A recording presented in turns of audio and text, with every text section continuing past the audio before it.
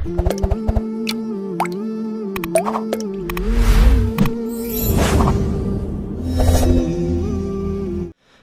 الله الرحمن الرحيم إنا أنزلناه في ليلة القدر وما أدراك ما ليلة القدر ليلة القدر خير من 1000 شهر تنزل الملائكة والروح فيها بإذن ربهم من كل أمر سلام هي حتى مطلع الفجر. السلام عليكم ورحمة الله وبركاته. الحمد لله رب العالمين حمدا كثيرا طيبا مباركا فيه كما يحب ربنا ويرضى، والصلاة والسلام على نبينا محمد وعلى آله وأصحابه ومن اهتدى بهداه واتبع سنته إلى يوم الدين. أما بعد ዛሬ ከምናያቸው ጥያቄዎች የመጀመሪያው ከፍጡር በኋላ በጣም ስራ ስለሚበዛብኝ የግድ ስራውን መጨረስ ስላለብኝ ኮንትራትም ስለሆንኩኝ የኢሻ ሶላትና የተራዊህ ሶላትን እንደ ኢትዮጵያ አቆጣጠር ከምሽቱ 4 ሰዓት ባዘገየው እችላለሁ ወይ የሚል ጥያቄ ነው። አላህ ተባረከ ወተዓላ ጉጉት ይጨምርልሽ። በስራ ከመጠመድ ጋር ጾሞ ውሎ ማታም እንደዚህ ብዙ ስራ ከመስራት ጋር ተራዊህን ሱና ሶላትን ለመስገድ ማሰብና መመኘት ውስጥ ላይ የኸይር ፍላጎት የመኖሩ ምልክት ነው። የሶላት العشاء ወቅት እስከ 4 ሰዓት ቢዘገይ ችግር የለውም። ሶላት الجماعة ለማይወጅብበት ሰውና እንቅልፍ ጥሎት በዛው ሶላቱን እንደማይረሳው ለማይሰጋ ሰው ዒሻን እስከ 4 ሰዓት አዘግይቶ መስገዱ የተሻለና በላጭም ነው። ሆኖም ዒሻንም ከዛ በኋላ ሶላት ተራዊሁንም እንደ ኢትዮጵያ አቆጣጠር 4 ሰዓት አዘግይተሽ ብትሰግጂ ችግር የለውም። ሌላኛው ጥያቄ አረብ ቤት የምንሰራ ሰዎች በቂ ጊዜ ስለማናገኝ የተራዊህ ሶላትን ስንሰግድ ባገኘነው ሰዓት ያቆራረጠን መስገድ እንችላለን ወይ የሚል ጥያቄ ነው። ነዓም ሁለት ረካዓ የሰገዱ መሃል ላይ ስራ ካለ ሰርተው ቢመለሱ ችግር የለውም። የግድ መሃል ላይ ምንም ሳታርፉ ሳታቋርጡ 11ንም ወይም 23ንም ረካዓ አከታትላችሁ ስገዱ አይባልም። ወላኪን ሐሳብ እንዳይበተን በተሻለ ያክል ስራን ጨራርሶ መስገድ ቢችሉ በላጭ ነው። ሶላት ተራዊህ እንደ ሌሊት ሶላት ነውና የሚቆጠረው የፈጅር ሶላት ወቅት ገብቶ ለሱብሂ አዛን እስካልተባለ ድረስ ወቅቱ አያልቅምና ወደ መጨረሻ አዘግይቶ ስራ ጨራርሶ መስገዱ የተሻለ ይሆናል። ይህ ማይቻል ከሆነ የተወሰነ የሰገዱ መሃል ላይ ስራ ሰርተው ቢመለሱ ችግር አይኖርም። ነገር ግን ልብ ተንጠልጥሎ የሚሰገድ ሶላትና ስራችንን ጨራርሰን ልባችን ሰብሰብ ብሎ የሚሰገድ ሶላት አጅሩ አንድ አይደለም። ሌላኛው ጥያቄ በረመዳን በቀኑ ክፍለ ጊዜ ባልና ሚስት ስሜታቸውን በሚቀሰቅስ ሁኔታ ቢያወሩ መዲይ ቢወጣቸው ወንጀለኛ ይሆናሉ ወይ? የመዲይ መውጣቱስ በጾሙ ላይ የሚፈጥረው ችግር አለን የሚል ጥያቄ ነው። ጾመኛ ስሜቱን ለአላህ ብሎ መተው አለበት። ሐዲሱ ላይ يدع طعامه وشرابه وشهوته من أجلي ብሏል አላህ ተባረከ ወተዓላ። የጾመኛን ምንዳ ደረጃውን መጠኑን እኔ ነኝ ማቀው፣ ጀዛውንም መሰጠውም እኔ ነኝ፣ ለኔ ብሎ ምግቡን መጠጡን ስሜቱን ትቷልና ብሏል አላህ ተባረከ ወተዓላ። ስለዚህ ባልና ሚስት በቀኑ ክፍለ ጊዜ ስሜታቸው የሚቀሰቅስ ነገር ማድረግ የለባቸው። ስሜታቸው የሚቀሰቅስ ነገር አድርገው የዘር ፈሳሽ የወጣ እንደሆነ ያለምንም ኺላፍ ጾማቸው ይበላሻል፣ ቀባ ማውጣትም ይወጅብባቸዋል። ግንኙነት አድርገው ከሆነ ደግሞ ከጾሙ መበላሸት አልፎ ከባድ ከፋራም ይጠበቅባቸዋል። ተውበት ከማድረግ ጋር አንድ ባሪያ ነፃ ማውጣት ካልቻሉ 60 ቀን በተከታታይ መጾም በበቂ ምክንያት ይሄን ካልቻሉ ታመው መጾሙ የሚጎዳቸው ከሆነ 60 ምስኪን ማብላት ይጠበቅባቸዋል። ይህ የሚወጅበው ግንኙነት አድርገው ከሆነ ያለ ግንኙነት ስሜታቸው መቀስቀሱ ምክንያት የዘር ፈሳሽ በንዝረት በስሜት ወጣቸው ከሆነ ጾማቸው በዚህ ይፈርሳል። ጾሙ ቢፈርስም ከምግብ ታቅበው ማል ይጠበቅባቸዋል፣ መተውበት ይጠበቅባቸዋል። በቀጣይ ረመዳን ሲያልቅ ይሄን ቀን ቀባ ማውጣት ይጠበቅባቸዋል። ከተውበትና ከዚህ ውጪ ሌላ ነገር የለባቸውም። የወጣቸው የዘር ፈሳሽ ሳይሆን እንደ መዲ ያለ በስሜት መቀስቀስ ምክንያት የሚወጣ ፈሳሽ ከሆነ አንዳንድ ዑለሞች ጾምን ያፈርሳል ያሉበት ሁኔታ አለ። ምክንያቱም ሻህዋ ስሜት ውስጥ ይገባልና ብላ ጾም ማለት ስሜትን መተው ነውና። ወላኪን ራጂሑ ከዘር ፈሳሽ በታች ያሉ በስሜት ምክንያት የሚወጡ ፈሳሾች ጾምን አያፈርሱም። የሚያፈርሰው የዘር ፈሳሽ ነው። ወላኪን ከዘር ፈሳሽ በታች ያለው እንደ መድይ ያለ ፈሳሽም ቢሆን የጾምን አጅር ይቀንሰዋል። ጾመኛውን በተወሰነ መልኩ ወንጀለኛ ያደርገዋል፣ ሆን ብሎና አውቆ ይሄን ካደረገ ማለት ነው። ሌላኛው ጥያቄ ነስር ጾምን ያፈርሳልን የሚል ጥያቄ ነው። ነስር መውጣቱ ብቻ ጾምን አያፈርስም። ነስሩ በአፍንጫ በኩል ወደ አፍ ሄዶ ወደ ሆድ የወረደ እንደሆነ አውቀው ካደረጉት ይሄን ጾም ያፈርሳል። ሳያውቁ ከሆነ ጾም አያፈርስም። አማ በአፍንጫ በኩል ቀጥታ ከሆነ የወጣው በዚህ ጾም አይፈርስም። በተቻለ ያክል ነስሩን መቆጣጠርና እንዳይወጣ ማድረግ ተገቢ ነው። መቆጣጠር ካልተቻለና በራሱ ጊዜ ከወጣ لا يكلف الله نفسا الا وسعها አቅማችን በላይ በሆነ ነገር አላህ አይጠይቀንም፣ ጾሙም በዛ አይበላሽም። ሌላኛው ጥያቄ በረመዳን በቀኑ ክፍለ ጊዜ ቡኹር ወይም እጣን ማጨስ ጾምን ያበላሻልን የሚል ጥያቄ ነው። ጾመኛ የሆነ ሰው ሽቶ ቢቀባ ሽታ ባላቸው ሳሙናዎች ቢታጠብ ችግር የለም። እንደዚሁ ደግሞ እግረ መንገዱን ቡኹር ወይም እጣን ቢሸተው ችግር የለም። ነገር ግን ቡኹርን እጣንን አጨሶ ወደሱ ጠጋ ብሎ ቀጥታ ማሽተቱ ይከለከላል። በርካታ ዑለሞች ይህ ጾምን እንደሚያፈርስም ተናግረዋል። ነብዩ ሰለላሁ ዐለይሂ ወሰለም ለቂጥ ኢብኑ ሰቢራ የሚባልን ሱሐቢ ውዱእ ስታደርግ በአፍንጫ ውሃ በደንብ ወደ ላይ ሳብ፣ በአፍንጫ ውሃ አስገብተህ በደንብ ወደ ላይ ሳበው ጾመኛ ካልሆንክ በስተቀር ብለዋል።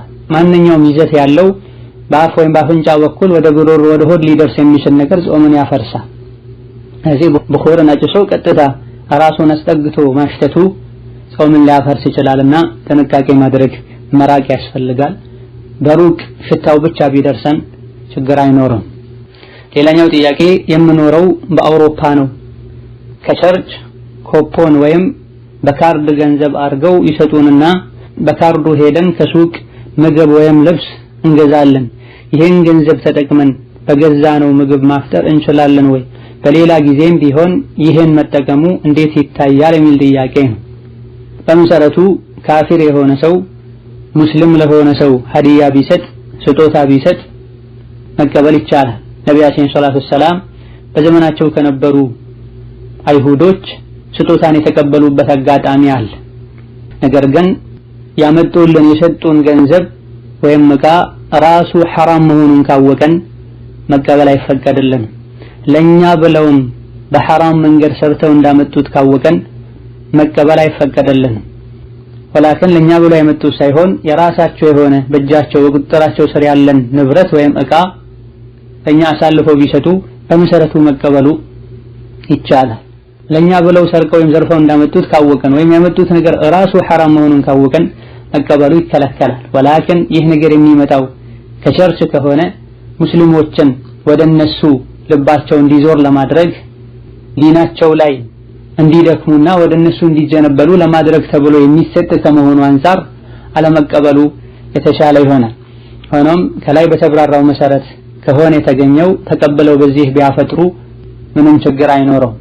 ሌላኛው ጥያቄ የስድስት ወር እርጉዝ ነኝ፣ አንድ ቀን በጣም ጾሙ አድክሞኝ ባፈጥር ወንጀለኛ እሆናለሁ ወይ የሚል ጥያቄ ነው። ነፍሰ ጡር የሆነች ሴት አጥቢ የሆነች ሴት በእርግዝናውና በማጥባቱ ምክንያት የሚደክማቸው ከሆነ እንደዚሁ ደግሞ ራሳቸው ወይም ጽንሱ ወይም የሚጠባው ህፃን የሚጎዱ ከሆነ ማፍጠር ይፈቀድላቸዋል። ከመፈቀድም አልፎ ሱና ይሆንላቸዋል፣ አጅር ያገኙበታል። በሽተኛ የሆነ ሰው ህመሙ የሚጎዳው የሚከብደው ከሆነ መብላት እንደሚችለው በአንዳንድ ፉቃሃዎች ይሰኑ ሱና ይሆንለታል እንዳሉት ሁሉ ነፍሰ ጡር የሆነች አጥቢ የሆነች ሴትም እዚህ ውስጥ ነውና የምትካተተው።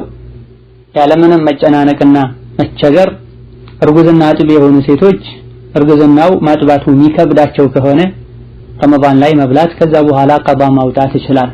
ነገር ግን ለይተው የማያውቁ ህፃናቶች ያሉበት ቦታ ላይ እንደዚህ ውጪ ላይ ሰው ያየ አለመብላቱ ተገቢ ነው። ሌላኛው ጥያቄ ከባለቤቴ ጋር በረመዳን ፈጅር ከመድረሱ በፊት ግንኙነት እያደረገን ያለ አዳን አለ ምን ማድረግ ነው ያለብን የሚል ጥያቄ ነው። ልክ አዳኑን ሲሰሙ ወዲያውኑ ማቆም ዋጅብና ግዴታ ይሆንባቸዋል። ወዲያውኑ ካቆማችሁ ጾሙ ትክክለኛ ምንም የለባቸውም። ነገር ግን አዳን የሰማችሁ የቀጠላችሁ እንደሆነ ጾሙ ይበላሻል። ቀኑን ቀባ ማውጣት ይወጅብባቸዋል። እንደዚሁ ደግሞ በረመዳን በቀኑ ክፍለ ጊዜ ግንኙነት ማድረግ ከባድ ከፋራ አለበትና አንድ ባሪያ ነፃ ማውጣት ካልሆነ 30 ቀን መጾም ይወጅብባቸዋል። በህመምና በመሰል ምክንያቶች ሸሪዓ በሚቀበላቸው ዑድሮች 30 ቀን በተከታታይ መጾም ካልቻላችሁ 30 ምስኪን ማብላት ይቻላል። ሁለቱም ፈቅደውና ፈልገው ከሆነ አዳን እየሰሙ ካደረጉ ነው ይሄ ከፋራ ሁለቱንም የሚመለከተው። እሷ ከራሷ የተከላከለች የሸሸች እሱ ብቻ ከሆነ ያደረገው እሱ ላይ ነው የሚወጅበው። መጠንቀቅ የግድ ነው። ፈጅር ከተቃረበ እንዲህ አይነት ነገር አለመጀመር ነው። ግንኙነት ላይ ሆነው አዳን ከሰሙ እንዳልሰሙ መሆን አላህን ለማታለል መሞከር ነው የሚሆነው። ወዲያውኑ ቀጥ አድርጎ ማቆምና ከሰሙበት ወቅት ጀምሮ ማቆምን መነየትና የደስታ ስሜት እንዳይሰማ ማድረግም ተገቢ ነው። ያቆሙ ሳለ እንኳ የደስታ ስሜት እንዲሰማ ማድረግ ጾምን ሊያበላሽ እንደሚችል አንዳንድ የሻፊዕያ ፉቃሃዎች ጠቅሰዋል። ሌላኛው ጥያቄ ጓደኛዬ በጣም ያማታል፣ መጾም አትችልም። 30 ምስኪን በየቀኑ ለማብላት አይመቻትም። ስለሚያማትም ምስኪን ያለበት ቦታ ሄዳ መፈለግ አልቻለችምና ለ30 ምስኪን የሚሰጠውን ለአንድ ምስኪን ብቻ መስጠት ይቻላል ወይ የሚል ጥያቄ ነው። በጣም ያመመው ሁሉ በጾም ፋንታ ምስኪን አያበላም። በጾም ፋንታ ምስኪን የሚያበላው ህመሙ የማይለቅ የሆነ ሰው፣ ከፍተኛ ደም ግፊት፣ በእድሜ መግፋት ምክንያት ከልክ በላይ መድከምና ያለ ምግብ መዋል አለመቻል፣ እነዚህና መሰል የሆኑ ቋሚ የማይለቁ ያገግማል ይድናል ተብሎ ተስፋ የማይደረግ ህመም ከሆነ ነው። አማ በግዛዊነት ወይም ታክሞ ሊድን የሚችል በሽታ ያለበት ሰው በጾም ፋንታ ማብላት አይፈቀድለትም። ከመሆኑም እህት ነሰላን የሽፈሃ ህመሟ ቋሚ ነው የመዳን ተስፋ የለውም ብለው የጤና ባለሙያዎች የነገሯት አይነት ህመም ከሆነ ለእያንዳንዱ ቀን አንዳንድ ምስኪን ማብላት ትችላለች። ለእያንዳንዱ ቀን አንዳንድ ምስኪን ነው መሆን ያለበት እንጂ አንድን ምስኪን 30 ቀን ማብላት ወይም ለአንድ ምስኪን የ30ውን ቀን መስጠት አይቻልም። ባለችበት አካባቢ ምስኪን ከሌለ ሌላ ሀገር ያሉ ዘመዶቿን ቤተሰቦቿን አናግራ ለ30 ምስኪን እንዲያበሉላት ማድረግ ትችላለች። ለ30 ምስኪን ማከፋፈሉን በተመለከተ በረመዳን በእያንዳንዱ ቀን አንዳንድ ምስኪን ማብላትም ይቻላል። አዘግይቶ 30ውንም በአንድ ቀን ረመዳን ሲያልቅ መጨረሻ ላይ ማብላትም ይቻላል። 30ውንም አስቀድሞ ረመዳን ሳያልቅ ግን ማብላት አይቻልም። ሌላኛው ጥያቄ ሀገር ቤት ቤተሰቦቻችን በየአመቱ ረመዳን 15ኛው ቀን ላይ የረመዳን ሰደቃ ብለው የአካባቢ ሰዎችን ሰብስበው አርደው ይከፋፈላሉ። ይህ ነገር እንዴት ይታያል የሚል ጥያቄ ነው። ረመዳን ላይ የመልካም ስራዎች አጅር ከሌላ ጊዜው ይልቅ ከፍ ያለ ይሆናል። ከመልካም ስራዎች አንዱ ምስኪንን ማብላት ነው፣ ጾመኛን ማስፈጠር ነው፣ አቅመ ደካሞችን ምስኪኖችን ማስደሰት ነው። ወላኪን ረመዳን 15 ላይ አርዶ ማብላት ልዩ የሆነ አጅር አለው ብሎ ማመኑ ቢድዓ ነው። ዲን ላይ አዲስ ነገር መለጠፍ ነው። ነቢይም ይሁን ሰሐቦች ረመዳን 15 ላይ አርደው ያበሉ ነበር የሚል ደሊልና ማስረጃ የለም። አስለን በዛ ቀን ማረዱ ደም ማፍሰሱ ልዩ ዒባዳ ነው ብሎ ማመን የአቂዳ ስህተት ነው። አህም ሸይ ማብላቱ ነው የሚፈለገው። ቤት ከነበረ ስጋም አምጥቶ ያብላ፣ ከገበያም ገዝቶ ያብላ፣ አህም ሸይ መብላቱ ነው። የሚያርደው ስጋን ፈልጎ መሆን አለበት። በዛ ቀን ማረድ ልዩ አጅር አለው ብሎ የሚያርድ ከሆነ ይሄ ተገቢ አይደለም። ቀኑን ገድቡ በየአመቱ በዚህ መልኩ ማድረጉን እናወግዛለን እንጂ ረመዳን ላይ በተለያየ መልኩ አንዳንዴ የረመዳን መግቢያ ላይ፣ አንዳንዴ መጨረሻ ላይ፣ አንዳንዴ መሃል ላይ ቢያደርገው ችግር የለውም። 15ኛው ቀን ልዩ ትሩፋት አለው ብለው ሳያምኑና በየአመቱ እቺን ቀን ብቻ ጠብቀው ሳያደርጉ ማለት ነው። እቺን ቀን ብቻ ጠብቆ ማድረጉ ለዚህ ቀን ልዩ ትሩፋት አለው ማለቱ ዲን ላይ አዲስ ነገር መፍጠር ይሆናል። ሌላኛው ጥያቄ የምሰራበት ቤት ጎረቤቴ አንድ ጓደኛ አለችኝ። አሰሪዋ ምግብ በጣም ስለምትቆጥብባት እየደበኩኝ ከኛ ቤት እየወሰድኩ ሰጣታለሁ። እኔ ያለሁበት ቤት በረመዳን ምግብ በጣም ይተርፋል፣ ይደፋሉ። ከሚደፋ ብዬ ነው የምሰጣት። ሰዎቹ ሳያውቁ በመስጠቴ ሐራም ይሆንብኛል የሚል ጥያቄ ነው። የምትሰጫት ይደፋ ተብሎ ከተወሰነው ምግብ ከሆነ ችግር አይኖረውም። አንቺ ከቤትሽ ወጥተሽ ወደ እነሱ ቤት ስትሄጂ አሊያ ደግሞ እሷ ወጥታ ወደ አንቺ ስትመጣ በማየታቸው አንቺ ላይ ወይም እሷ ላይ ችግር ማይደርስ ከሆነ ወላኪን መስጫት ምግብ አንቺው በራስሽ ጊዜ ወሰነሽ እንጂ እነሱ ይደፋ ካላሉት ምግብ ከሆነ የእነሱን ፈቃድ መጠየቅ የግድ ነው። ሌላኛው ጥያቄ አንድ ሰው እንቅልፍ የሚያስቸግረው ከሆነ በረመዳን ውስጥ ከዒባዳ እንዳይዘናጋ በማለት እንቅልፍ የሚከለክል መድኃኒት ክኒኒ መውሰድ ይችላል ወይ የሚል ጥያቄ ነው። ጤናን የሚጎዳ ወይም አእምሮ ላይ ችግር የሚፈጥር ከሆነ መውሰዱ ክልክል ይሆናል፣ አይፈቀድም። ጤናን የማይጎዳ ከሆነ የጤና ባለሙያ አማክረው ቢወስዱ ችግር የለውም። ወላኪን በመሰረቱ አቅማችን እስከቻለ ድረስ ዒባዳ እንድናደርግ እንቅልፍ ካስቸገረን እንድናርፍ ነው ሸሪዓው የሚመክረው። ወላኪን እንቅልፉ ከልክ በላይ ሆኖ ረመዳን ላይ ምንም አይነት ተጨማሪ ዒባዳ ማድረግን ከከለከለ ጉዳት ከሌለው የጤና ባለሙያን ከማማከር ጋር ቢወስዱ ችግር የለውም። በላጩ ሌሎችን ጉዳት የሌላቸው መንገዶችን መጠቀም ነው። ቦታ መቀየር፣ አየር መቀየር፣ ውዱእን መጀደድ፣ ካስፈለገም ገላ መታጠብ፣ መፋቂያን በተደጋጋሚ መጠቀም፣ በጀማዓ እየሰገዱ ኢማሙ የሚቀራውን ያስተነተኑ መስማት ኢላ ገይሪ ዛሊክ ይሄን ማድረጉ የተሻለ ነው። ሌላኛው ጥያቄ ወንድሜ ያለፈው አመት ረመዳን ሙስሊም የሌለበት ሀገር ሄዶ 15 ቀን አልጾመም። አሁን በምን መልኩ ነው ቀዷ ማውጣት ያለበት የሚል ጥያቄ ነው። ሙስሊም የሌለበት ሀገር ሄዶ ብሎ መወሰን ይከብዳል። እያንዳንዱን ቤት አንኳኩቶ የጠየቀ ሰው እንጂ ይህ ሀገር ላይ ወይም ገር የሚባለው ሀገር ላይ ሙስሊም የለም አይባልም። ሁሉም ሀገር ላይ የአላህ ባሮች ይኖራሉ። እንደዚሁ ደግሞ መጾም ያለንበት ሀገር ላይ ሙስሊም ከመኖር ካለመኖር ጋር ግንኙነት የለውም። የረመዳን ወር መግባቱን በየትኛው መልኩ ካወቀ ብቻውን ቢሆን መጾም ይወጅብበታል፣ ግዴታ ይሆንበታል። ጾም ሶላተል ጀማዓ አይደለም። ሁለት ሰው ሶስት ሰው ከዛ በላይ ሆኖ እንጂ አይጾምም አይባል። ለአካለ መጠን የደረሰ ጤነኛ የሆነ ሰው ረመዳን መሆኑን ካወቀ መጾም ይወጅብበታል። ይሄን ማድረግ እየቻለ ሙስሊም ሀገር አይደለም ያለሁት ብሎ በመተው ወንጀለኛ መተውበት ይጠበቅበታል። ይሄ ረመዳን እንዳለቀ ያልጾማቸው ባለፈው ረመዳን ያልጾማቸው 15 ቀናቶችን ቀዷ ማውጣት አላህን ምህረት መጠየቅ ይጠበቅበታል።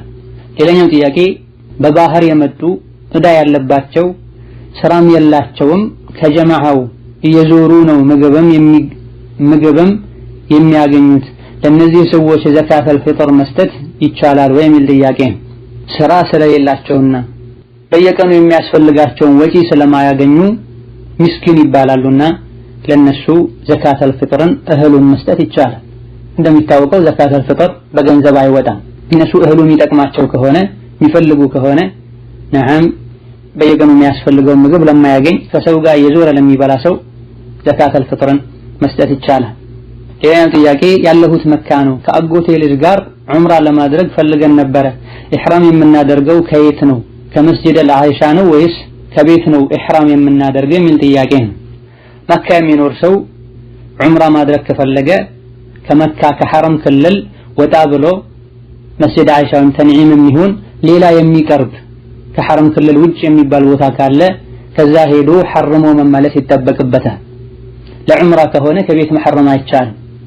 ሐጅ ከሆነ ግን ካለበት ሐርሞ መሄድ ይቻላል። መስጂድ አኢሻ ብቻ ሄዶ መሐረሙ ዋጅብ አይደለም። መስጂድ አኢሻ ከሐረም ቅርብ የሆነው ከካዕባ ቅርብ የሆነው የሐረም ክልል መጨረሻ ከመሆኑ አንፃር ነው። ከመካ በሌላኛው አቅጣጫ የሚኖር ሰው ለሱ የሚቀርበው ሌላ ከሐረም ክልል ውጭ የሆነ ቦታ ካለ ከዛ ሄዶ ሐርሞ መምጣት ይችላል። ባለንበት ጊዜ አብዛኛው ሰው የሚጠቀመው መንገዱም ቀላል የሆነው ተንዒም ወይም መስጂድ አኢሻ ነው። ከዛ ሐርሞ ማድረግ ይቻላል። ከመካ ውጭ የሆነ ሰው ካለበት ቦታ ሲመጣ ነው ሐርሞ መምጣት የሚጠበቅበት። እዚህ ጋር ብዙ ሰዎች ስህተት ይፈጽማሉ። ከጅዳም ከጣኢፍም ከሌሎችም ቦታዎች ቀጥታ መካ ይገቡና ከዛ በኋላ ኢህራማቸውን ይዘው ወደ መስጂድ አኢሻ የሚሄዱበት ሁኔታ አለ። ይሄ ስህተት ነው። ማንኛውም ሰው በሚያልፍበት በኩል ካለው ሚቃት ነው ሐርሞ ወደ መካ መጓዝ የሚወጅብበት። እንደዚሁ ደግሞ በመሰረቱ የመካ ነዋሪ ባይሆንም አንድ ሰው በተለያየ ጉዳይ መካ ገብቶ ካረፈ አሊያ ደግሞ ለሐጅ ለዑምራ ብሎ መካ ከገባ ድጋሜ ሌላ ዑምራ ማድረግ ከፈለገ ወደ ተንዒም ወይ መስጂድ አኢሻ ሄዶ ኢህራም አድርጎ መመለስ ይችላል።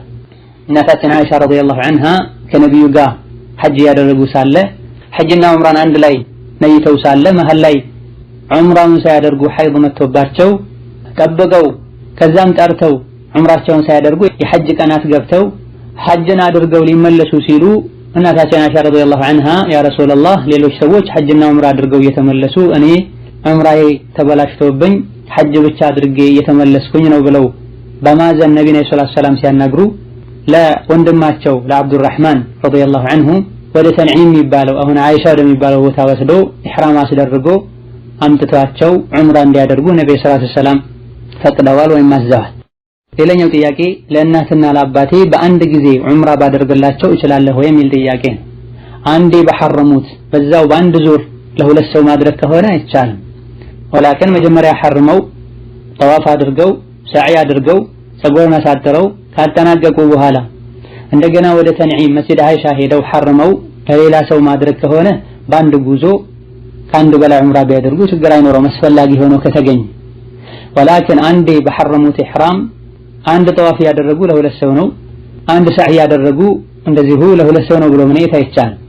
እንደዚሁ ደግሞ አንድ 7 ጠዋፍ አድርገው ጨርሰው በዛው አስከትለው እንደገና ሌላ 7 ጠዋፍ አድርገው ይህ ለአባቴ ነው የመጀመሪያው ለእናቴ ነው ይሄ አይቻልም። በአንድ ጊዜ መሐረም የሚቻለው ለአንድ ሰው ነው። ያ ኢህራም ለተጠናቀቀ ከሐረም ክልል ወጣ ብሎ መስጂድ አይሻ ተንዒም ሄዶ ሐርሞ መጥቶ ቢደረግ ችግር የለው። ይሄን የምንለው ማድረጉ አስፈላጊ ሆኖ ከተገኘ ነው። አማ ለራሱ የደጋገመ የሚያደርግ ሰው አማ በዚህ መልኩ ለራስ ደጋግሞ ማድረጉ በቀናት ውስጥ በሰዓታት ውስጥ ከሆነ አይመከርም።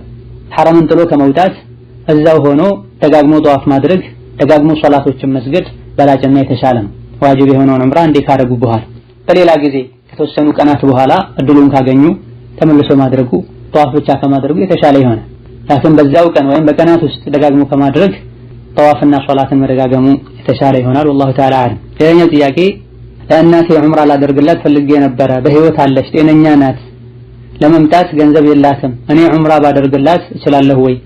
ከቻልኩስ ለእሷ ማሳወቅ አለብኝ የሚል ጥያቄ።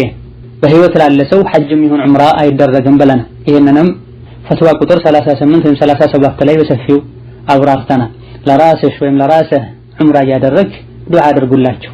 ራሳቸው መካ ዘልቀው ሐጅ ዑምራ ማድረግ የሚችሉበትን አቅም እንዲሰጣቸው፣ ጤና እንዲሰጣቸው፣ ኢማን እንዲሰጣቸው ዑምራ ያደረጉ ዱዓ ማድረጉ ነው የሚሻል። ዑምራ ምን ሐጅ የሚደረገው ለሞተ ሰው ነው። አሊያ ደግሞ በህይወትም ያለ በእድሜ መግፋት ምክንያት ወይም ደግሞ በህመም በበሽታ ምክንያት በየትኛውም መልኩ መጥቶ ማድረግ የማይችልበት ሁኔታ ካለ هذا والله تعالى أعلم። ዛሬ በዚህ እናበቃለን። ወሰላሙ አለይኩም ወራህመቱላሂ ወበረካቱሁ።